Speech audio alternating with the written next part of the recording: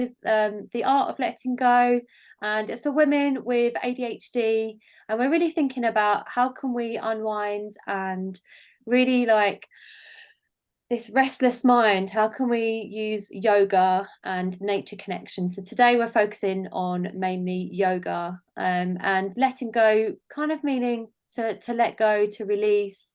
Because I think sometimes if we've got these busy creative minds, we're kind of always on the go and we don't let ourselves stop. So I've got to share like this instead, but that's fine.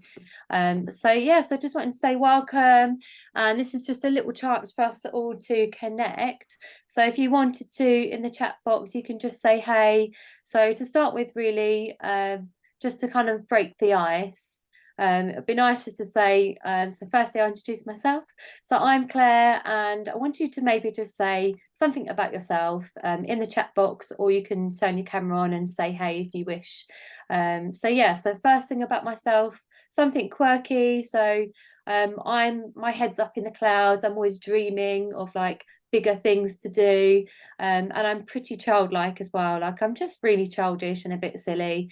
So that's just something a bit quirky about me.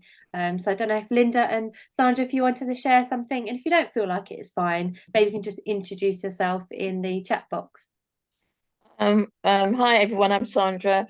I run the walking workout with a difference. Why am I here? I'm here to basically understand women with ADHD, and embrace it all and see, what the signs to look out for and how women cope with ADHD. And I am quirky, and very creative, and I think for me it's to do with my dyslexia. So, and I think that makes me have that creative side about me and who I am. But yeah, so yeah, I'm looking forward to enjoying what Claire is presenting today. Thank you, Sandra. And I too am dyslexic, and actually they do sometimes come in pairs normally for neurodiverse, so you can actually be dyslexic and likely ADHD. They do pair up quite nicely. What about you, Linda? Hi, I'm Linda. I just really wanted to come along just to see what it was all about. My son has ADHD, and I just wanted to find out a little bit more about, how you sort of cope with it, really. Brilliant, excellent. Brilliant. Well, thank you for coming, and welcome, Linda, as well. So the next bit. So etiquette wise, so naturally I think you figured out to mute yourselves, and if you want to talk, you can unmute.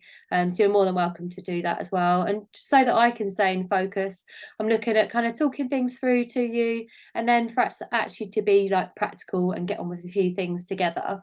So let's get going with the nitty-gritty. So just a little bit about me. So I'm a forest therapy guide. And what does that even mean? So I go out in nature and help people connect to nature and slow down. It's also known as Shinrin-yoku, which is a Japanese technique, which was actually created in Japan because there was like such high levels of suicide and unhappiness because people in Japan were just like non-stop workaholics, and it was created in the 1980s, and it was there to get office workers out of these four walls because we're not designed to be in these four walls. So I do forest therapy. I'm really passionate about it. It's going to help. It really helps change our mood, and it changes our physically our cells inside and out. So it's a really powerful thing to do. So I'm also a nature mentor. Sandra and Linda have been on my walks before. Maybe not Linda today, but there's another Linda that might be joining. So I like teaching people about trees and nature. It's something I've always naturally been drawn to. So I think being undiagnosed ADHD, many of us are, I've always just wanted to seek things that I want to do, and things that I guess thankfully, because I've been childlike and tuned into my intuition, I've always just followed things that I love, that are my passion. So that's how I've ended up really hyper focusing on nature. And people have this thing like, oh, people with ADHD, they can't focus and they don't finish things and they can't get things done. But that's not true, because when you find your passion, you can really hyper focus and become really talented at lots of things. So I also do food foraging. I teach people about wild food. And then naturally, because I like everything that's natural, I studied Western herbal medicines. That's about going outside in nature, learning about plants and actually turning them into medicine. So that's a bit witchy, isn't it? But it's, foraging's great. And again, it's just about how can I get outside? How can I find ways to relax? So yeah, let me turn on the other light. I feel like it's a bit dark here. That's it. So also you'll find that ADHD people, like, I could talk about this for an hour, right? About the hobbies, but we need to move on. So people with ADHD tend to be so creative and they pick up on lots of different hobbies. If they're thriving, that can be the complete opposite. It can be low confidence, and maybe you don't have many hobbies because you're just feeling kind of low and you're not able to kind of move into your creativity. So us ADHD people, we can be master of many, not just one thing, and we can be incredibly talented. So I think my ADHD strengths are that I'm really dreamy, which leads to the big ideas and being innovative. I'm an introvert extrovert, so I might come across all bubbly, but actually I just like being on my own quite a lot. I like one-to-one time with friends. I'm funny, I'm silly, but also the flip side is I'm highly sensitive. And that's been really difficult in day to day in jobs. And my emotional regulation, I struggle with that due to like rejection and constant rejection in jobs where things aren't working out because things, you're not quite focusing, you're not quite meeting targets. So yeah, but I'm very determined. I've had to be super caring, so I know how it feels to be rejected. So that's led me into my empath path of helping other people. I'm still childlike. So yeah, so just a little bit about that. So next bit then. So you might be here, we've all got different stories. Maybe you've got ADHD, maybe you're diagnosed or undiagnosed. So I've only been diagnosed this summer, but I've known for 2 years that I've had ADHD. So knowing for 2 years has been really empowering. And I found out by accident just on a radio program. So I don't think I ever would have known if I didn't listen to the radio programs or saw something on Instagram. I just thought that I was crap at life, forgetful, can't do adulting. So very kind of low in confidence until like more recently. So you're here if you want to relax your restless mind, if you wish to unlock your talents or help family members unlock their talents, and showing up as your true self. Because I think the ADHD or the creative, if you think about artists, the manic mind, like classic artists that are quite fiery, we're very up and down. And wouldn't it be nice to be able to let go and find the power of yoga and letting go so that we can show up in a state of calm? Because that's so attractive and really powerful. So you're here if you want to reduce overwhelm. So letting go for me, didn't think I wanted it, but that's how I've transformed, and that's how it's really helped me to be more productive. And when we let go and we actually stop, you might want to realize that you want to stop burning out. And burning out means getting ill quite a lot with common colds and feeling tired and not being able to kind of do life because you're just exhausted. So those may be reasons why you're here. So in terms of discomfort, so the main thing about letting go is if we wish for change, we must really try. We must try to slow down, as difficult as that must be for the busy mind. Coming from a person who completely understands, it still has to be your decision to let go. So no one's going to tell me that I need to do this, I need to do that, especially if you've got this creative, determined mind. So I used to be the person that used to walk out of the yoga class, kind of like, oh, what are they doing? What's all that silliness? So yeah, I used to walk out of the yoga classes.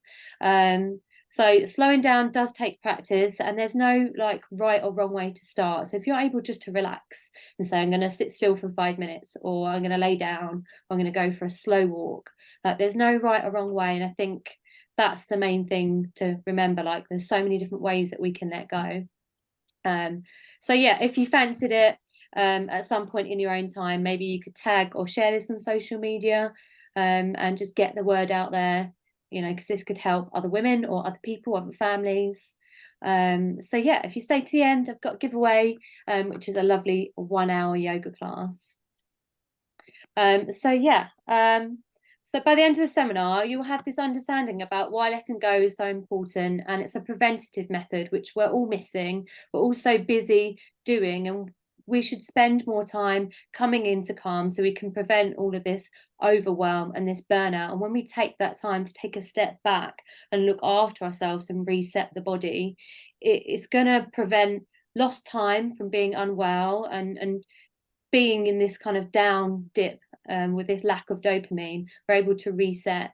So I really want you to, by the end of this, you will feel into the benefits of letting go, but you'll feel into it physically. I don't want to be talking at you. I really want you to feel it today, and that's what we're going to be doing through a body scan, and also some journaling, which is really cathartic. So I'll be guiding you through that later. So yeah, so by the end, you would have connected to other people, whether you're watching this on replay, that have got ADHD, or just, you know, other people that are similar. So we may have resistance often if we've got this busy mind and we're quite hyperactive or even inattentive, actually. You might not think that it's valuable or worthwhile to slow down, and that's something that I've obviously shared with you, that I didn't really see the point in all this relaxing stuff. It's not appealing. But if because we're constantly battling this feeling of always having too much to do, we just think that we can't afford to take time out. And also for me, more like, I have this thing where I just don't think I deserve it. Like, why should I go and have that bath? Why should I go and do the yoga class? Because I've done nothing today. Because sometimes if you've got ADHD, you tend to procrastinate, and then that procrastination turns into like this awful punishment. So you're punishing yourself for not getting anything done, but you're working yourself up into a stress, for not sorting your life out or finishing those tasks. But at the end of the day, if we're procrastinating, there's a reason for it, and that's why the letting go and showing down can just have so many revelations, and it's just powerful. So we're coming out of this, I've got to do, take the pressure off ourselves so that we can end this cycle, because the cycle won't end if we don't stop and take a breath, which I need to do now. So let's all just take a breath, shall we? Let's stop for a minute. Let's just take a breath, including me.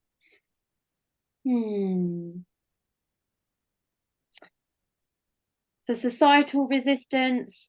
So if we think about, actually, are we, like, my passion is about nature. So trees sleep in winter, many animals hibernate. Why don't we? Don't you just feel like we could just be this bear cub? Wouldn't it be nice if we could just actually hibernate? Like, things are slowing down, it's getting cold. Why are we still in this spring mode? We're not in spring anymore. We need to give ourselves permission to slow down, and nature really helps with that. So we're stuck in this cycle of working hard and giving 100%. And I think because the majority of us are doing that, we're you know, we've got this mindset that we're not designed to be stuck indoors, and we're not designed to always give 100%. So letting go is actually about not giving 100% and just relaxing more, and acknowledging that when we slow down, we're able to release any negative thoughts. And I think the main power for letting go would be that, you know, if you've got all these feelings of dissatisfaction and anger or negative thoughts, this all builds up. And if we're avoiding it, sometimes we disassociate and we avoid it. So I'm not happy, I'm not unhappy or angry, I'm just busy. When actually, oh my goodness, the time's running out.